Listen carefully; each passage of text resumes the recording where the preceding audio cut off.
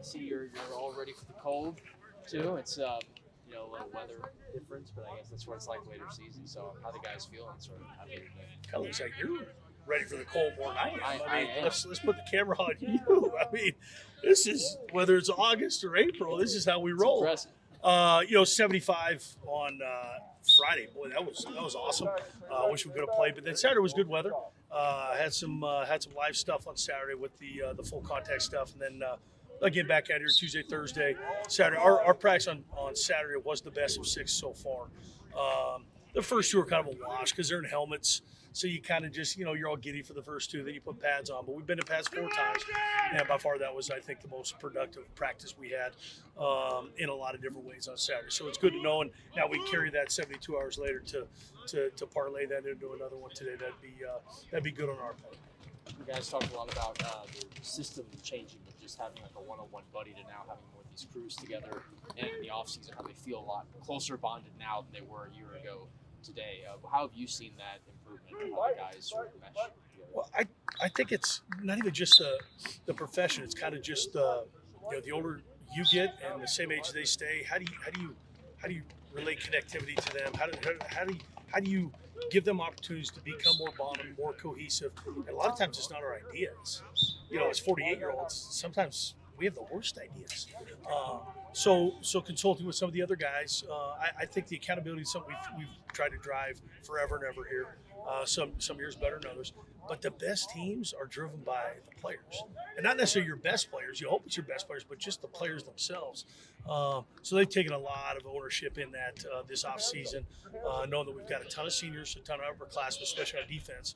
And having those boat leaders and then changing those boat leaders up and giving everybody a chance to have a legitimate voice and then use your voice and not be scared and be confident in the voice you use. And so just giving them Leadership League opportunities. We've done the Leadership League for 10 years as a head coach here in the winter, and then we've kind of parlayed that into January through June on teams. So we're competing off the field too, in the classroom, in the community. So just another avenue to compete at and with, and tracking points along the way, and acknowledging the ones that go above and beyond. It's been fun to watch, and the less leading we do, the better off we are.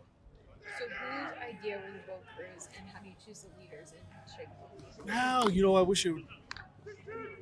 I mean, we did the boat cruise. They had swim buddies last year with our mental strength coach. Kind of a more of a, I'm looking after you, you're looking after me, we're looking after each other.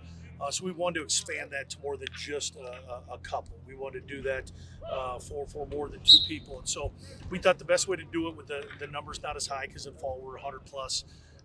We're at about low 70s. How do we break that up? So we thought, 6 boats, 8 boats, and having 8 to 10 in between each to be able to kind of not too bigger groups, but not too smaller groups. For them to kind of drive them, that we kind of depends on what it is. Sometimes you'll put someone that's maybe quiet like Jack in the leadership role to kind of force them a little bit to be uncomfortable to then lead.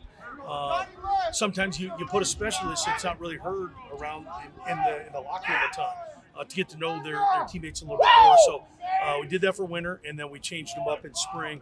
Same boats, just put a different leader of the boat leaders. So just change it up enough, and hopefully they take it and they run with it, which they have thus far. It's our team. We're just coming up with ideas, whether it's theirs or ours. It's ideas that make us better, make us progressive.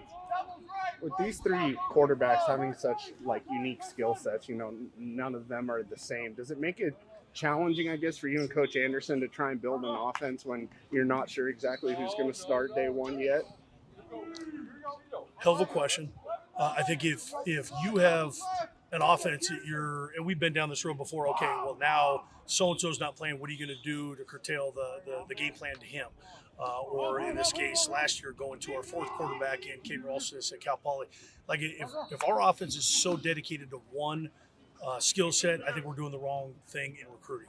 So they all have different things that they maybe lean into and are a little bit better at, but they better be able to do 75% of what we do at the clip we need to do it at, experience or not experience. So, and then we'll lean into some things they feel comfortable with, a few more situational things that will play out in the course of the game, sometimes out of our hands, situations and calls.